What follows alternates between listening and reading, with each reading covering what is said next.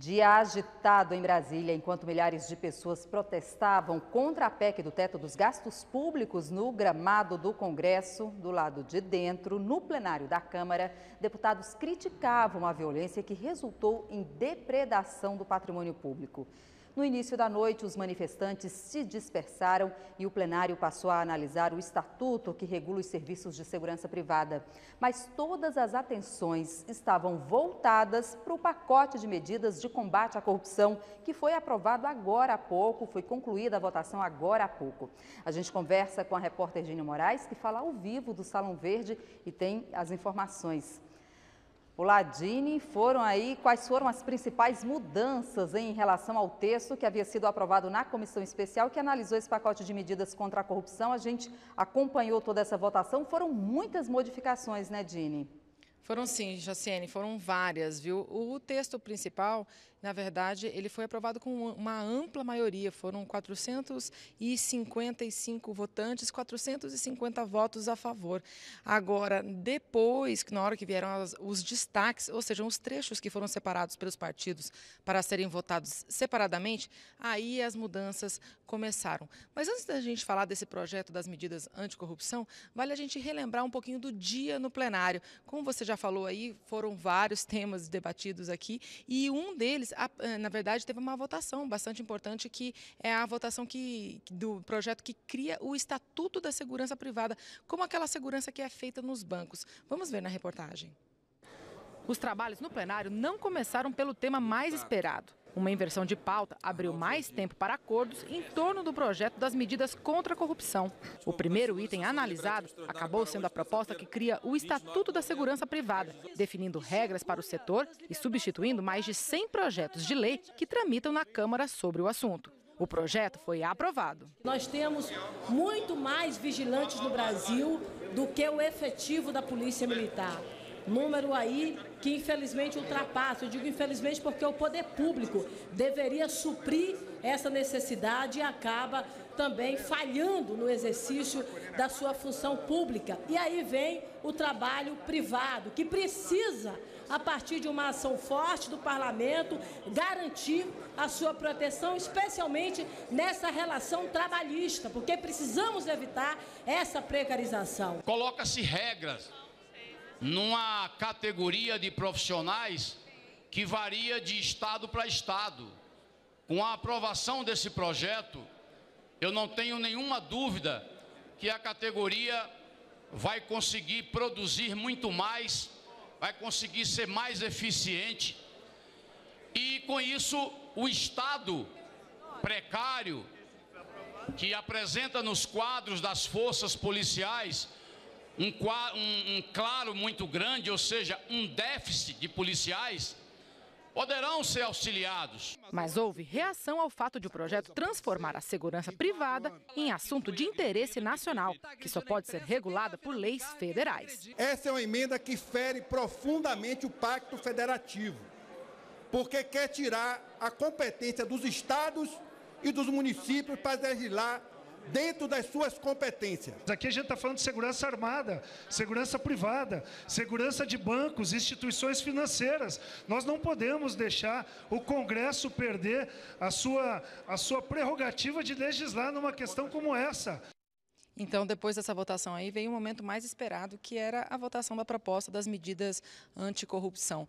Vale a gente lembrar um pouquinho dessas propostas, viu, Jaciene? Ela foram uma iniciativa do Ministério Público, que teve o apoio de mais de 2 milhões de brasileiros por meio de assinaturas e prevê, entre outras ações, uma maior punição para quem comete crimes contra a administração pública. Por exemplo, criando o crime de caixa 2, que é o uso de dinheiro não contabilizado oficialmente em campanhas eleitorais. Também trata de escalonar as penas dos crimes de corrupção. E, enfim, neste texto básico, digamos assim, no texto geral, os partidos políticos todos concordavam.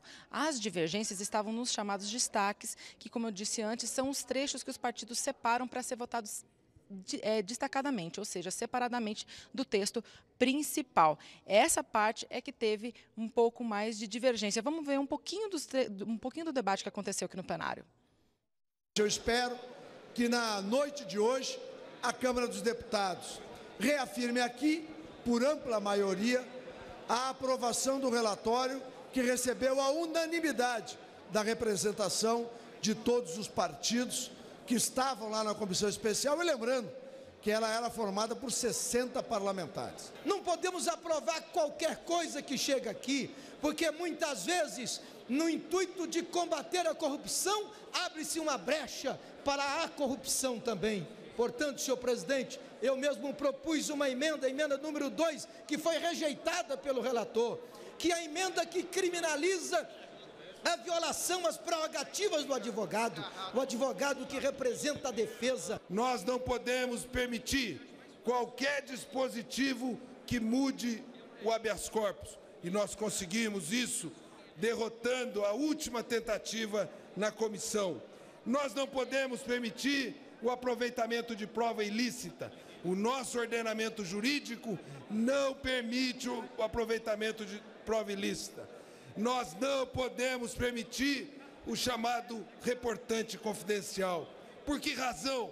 Porque a Constituição prevê o direito à defesa, o amplo direito à defesa e ao contraditório e análise das provas. E se perguntarmos aqui no plenário, eu pergunto aqui aos meus colegas, quais são as 10 medidas que viraram 18 e depois baixaram para 12, a grande maioria não saberá do que se trata esse tema. Por isso que é preciso aqui, em cada destaque, nós aprofundarmos a discussão com transparência para que os brasileiros saibam a gravidade daquilo que nós estamos votando. Nós estamos encaminhando o voto positivo, mas também, senhor presidente, deixar claro que é necessário que, na medida em que se votem destaques, emendas, enfim, tudo aquilo que possa trazer uma necessidade de melhor compreensão da sociedade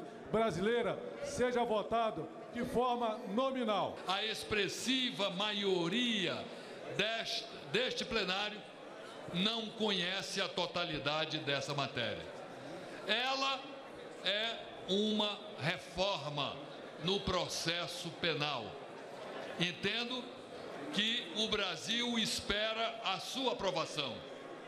Nós encaminharemos o voto sim, mas como esta casa é a casa do debate, é o parlamento, nós vamos continuar debatendo com destaques essas emendas. Então, nessa fase de destaques, ou seja, nessa fase em que o texto poderia ser modificado, fizeram algumas inclusões no texto e também retiraram partes que estavam lá no texto que foi aprovado pela comissão especial na semana passada. Entre os pontos que foram incluídos, eu vou dar só um exemplo de cada um para a gente poder resumir, viu, Jaciene? O ponto que foi incluído, que era um dos mais polêmicos, trata da punição de promotores e juízes, que podem agora ser responsabilizados por crime de responsabilidade quando cometerem abuso de poder. Já nos pontos que foram excluídos, a gente pode destacar aí a possibilidade de punição do partido político que cometeu algum tipo de crime reiteradamente, um crime grave contra a administração pública. Havia previsão no texto de até suspender o partido político, mas essa parte também foi retirada do texto. Jaciene. Obrigada, Dini, pelas informações.